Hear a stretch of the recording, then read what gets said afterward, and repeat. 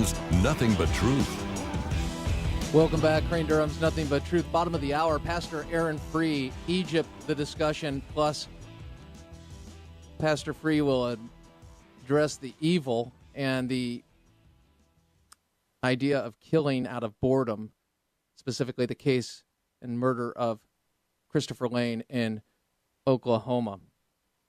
We have the prayer request for those to come to Christ.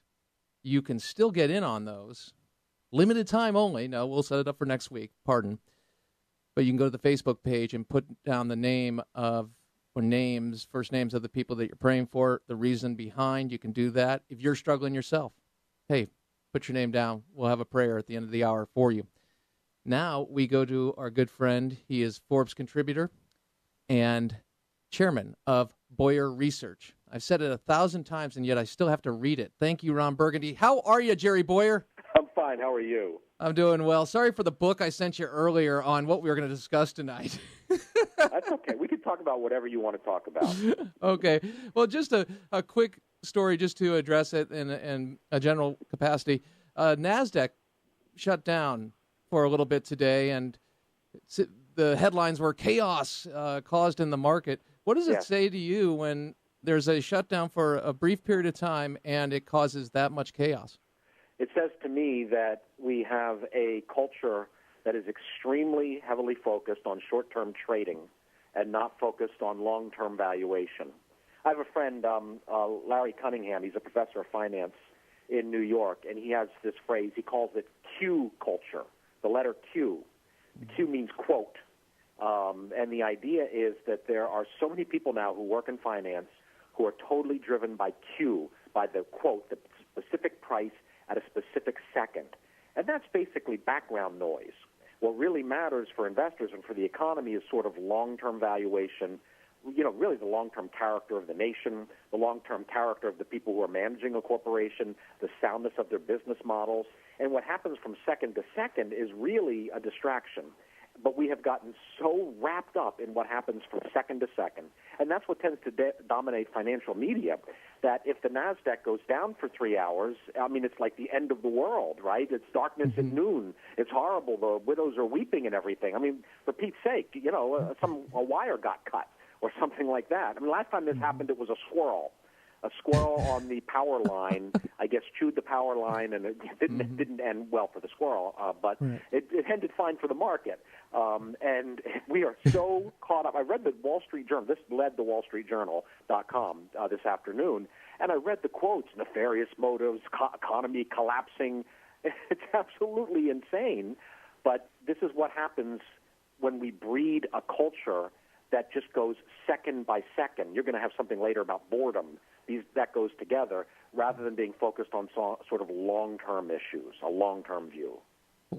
What does Scripture say about the long-term view? Because we're facing a time. I had a wonderful conversation with my father-in-law, and it was wonderful because I could relate to it and understand it, and he's far brighter than I am, and he was being gentle in this lesson. And he was saying, Crane, you've got to look at the fact that we're at a place right now where we either are going to plant and grow and harvest, or we're going to eat the seed corn. He was. I thought that was an amazing way to put it. But tell me something. When you hear that, what does Scripture say about how we should right invest? About that. That's very Solomon, right? You cast your bread upon the waters, right? Weeping, but later on you're able to harvest with joy. So the biblical viewpoint is very much focused on a long-term view. The Bible frequently speaks in terms of generations, right? And it talks about wealth creation as an intergenerational enterprise. The Proverbs are filled with things about not looking at the short run, about not being a simpleton, not being a fool. He who loves wine and oil will not become rich. And the focus on Scripture tends to be about wealth creation that goes to your children and to your children's children. The Ten Commandments mentions the blessing of God going to your children and to your children's children. So there's a very common word in Scripture is generation. So the Bible gives us a generational view. Q culture gives us a 1 second the price is this, 1 second the price is that, next second the price is this. Turn on any of the financial shows and you're going to get Q culture. you're going to get, here's something that just happened, and then it's gone. It doesn't matter anymore. Here's a price just changed, and a price just changed. That's not a biblical way of looking at the world. The Bible causes us to look eternally, but also in terms of this earthly life to have a long-term view. Esau is the great negative example of this. You remember Esau, Jacob and Esau, people should be familiar with that story. Esau sold his entire multi-generational birthright for a pot of lentil stew. That is the ultimate, in my opinion, biblical example of somebody with a short-term view. Jacob is the example of someone with a long-term view. Jacob, values the covenant, values the promises of God, takes the long view. We're supposed to be more like Jacob, who the Bible describes as an upright or actually a just and perfect man, and not like Esau, who's almost more like an animal who lives by his momentary impulses. And this has tremendous implications for investors. Investors should not be caring about short-term price movements. Investors ought to be looking at state of the nation, business models, general macroeconomic trends, and not on minute variations in price. How does age, like with anything, impact an investor? Because I get the idea that oftentimes, and I'll just speak for myself, I have to learn the lesson the hard way, even if it's laid out for me in history. And I'm curious, just in the general investing world, do you see how when somebody does go through a crash, it changes them fundamentally to recognize and go back to what you're talking about the long term, not the short term? I think it depends on what was in them before the crash. Mm-hmm. If what was in them before the crash, if they were kind of hollow before the crash, then the crash will crush them, right? They'll become even more fearful after a crash. But if there was something, or let's switch analogies, if there was gold and silver in them before the crash, then the rest gets burned away, and there's a process of refining, and they learn. So, I had a pastor who used to say, crises do not create character, they reveal it. And I'd say, well, yeah, but they probably also intensify it. So if you're somebody who's driven by fear or greed, and you're kind of an impulsive thinker, and you go through an economically difficult time, you might be more panic-stricken in the future. You might be more traumatized. But if you're somebody who basically has a faith outlook and a wisdom outlook, and you go through something tough, you probably have a more intensive faith and wisdom outlook after that time. So what I saw in 2008 was different people reacting in different ways to the crisis.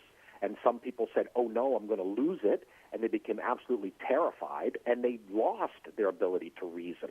The fear stopped them from being able to think.